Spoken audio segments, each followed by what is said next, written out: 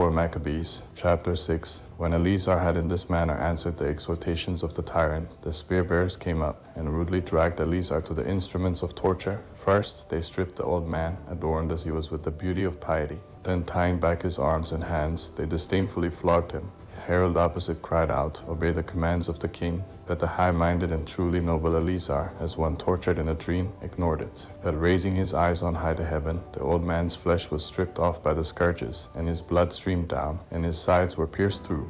Falling on the ground from his body, having no power to endure the pains, he still kept his reasoning upright and unbending. Then one of the harsh spear-bearers rushed at him and began to kick him in the side to force him to get up again after he fell.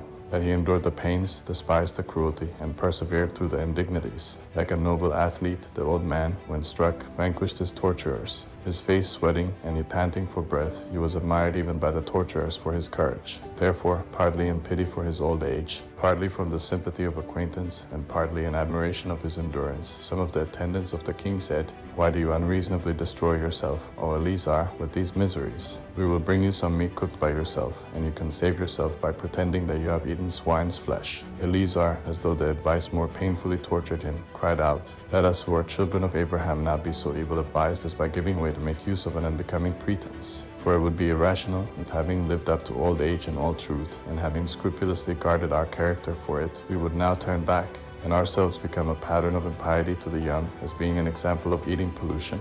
It would be disgraceful if we would live on some short time, and that scorned by all men for cowardice, and be condemned by the tyrant for cowardice by not contending to the death for our divine law. Therefore you, O children of Abraham, die nobly for your religion. You spear-bearers of the tyrant, why do you linger? Beholding him so high-minded against misery, and not changing at their pity, they led him to the fire. Then with their wickedly contrived instruments they burned him on the fire, and poured stinking fluids down into his nostrils. He, being at length burned down to the bones, and about to expire, raised his eyes Godward, and said, "You know, O God, that when I might have been saved, I am slain for the sake of the law by tortures of fire. Be merciful to your people, and be satisfied with the punishment of me on their account. Let my blood be a purification for them, and take my life in exchange for theirs." Thus speaking, the holy man departed, noble in his torments, and even to the agonies of death resisted in his reasoning for the sake of the law.